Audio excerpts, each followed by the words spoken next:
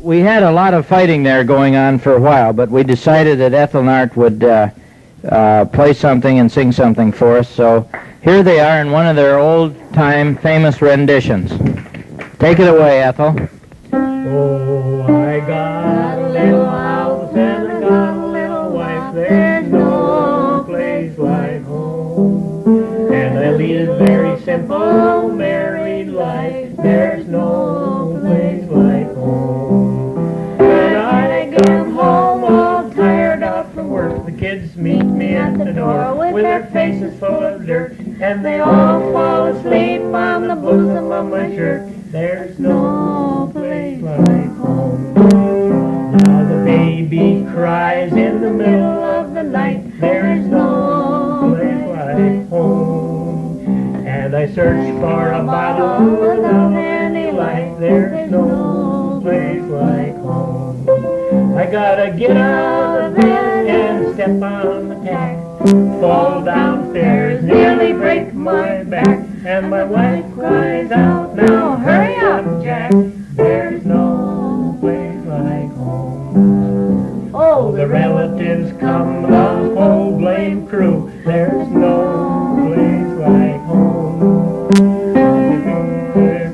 And they stick like glue, there's no place like home. I gotta give up the very best bed I've got, to sleep downstairs on a dirty old cot with a brother-in-law who's about half shot.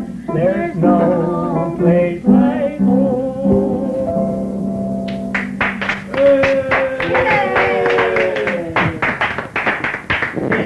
Well, you've all heard that thunderous applause. And it doesn't sound like anyone else wants to say anything. Art, is there anything you want to say about New Jersey before you fly back to Minnesota in that cold weather? And Well, we just want to say we've had a great time here, and the weather has been just perfect.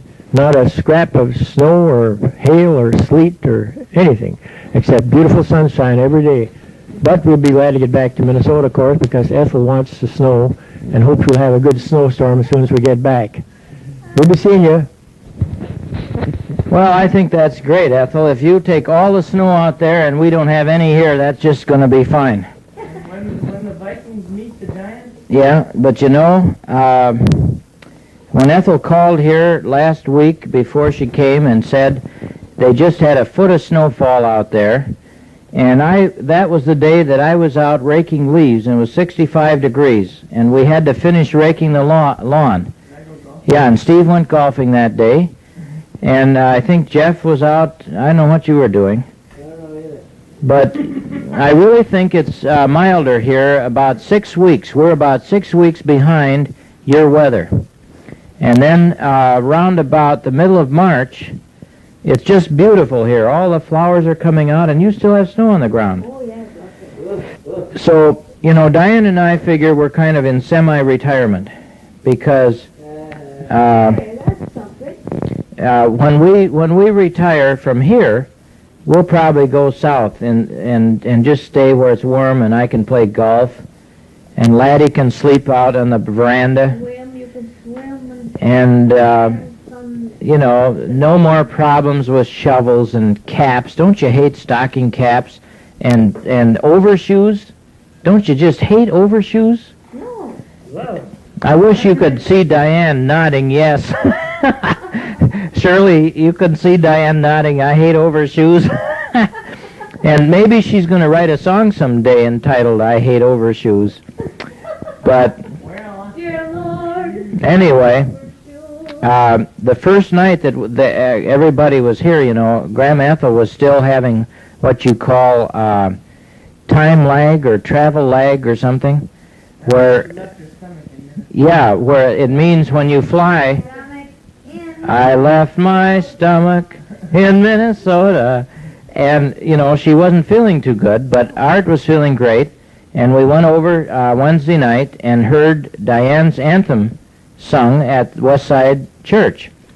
And that's not only, that's her first anthem that she's ever had publicly performed. That was pretty good, wasn't it, Art? beautiful. Oh, yeah, that was really something. you've never heard the tape.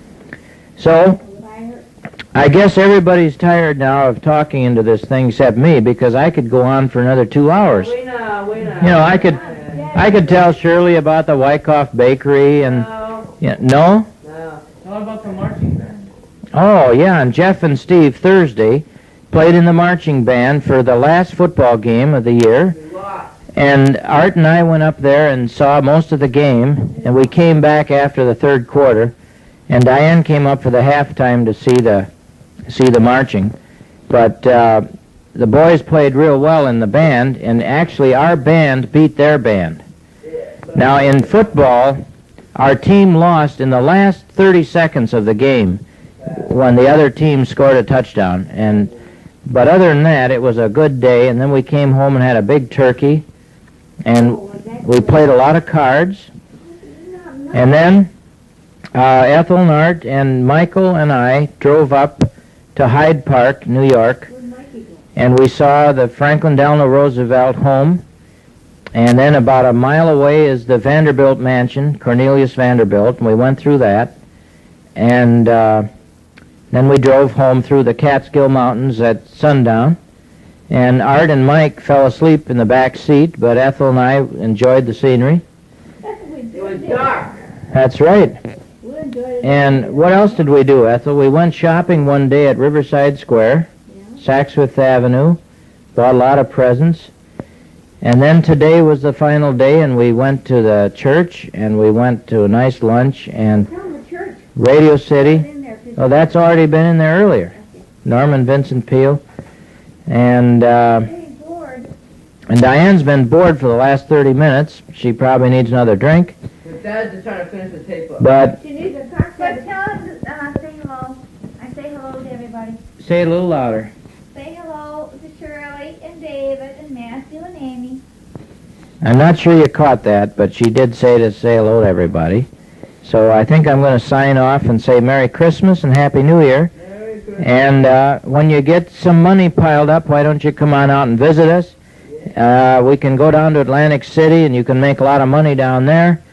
Or else we can go out here to the racetrack at the Meadowlands, and you can make a lot of money there. I'm not going there. So, goodbye.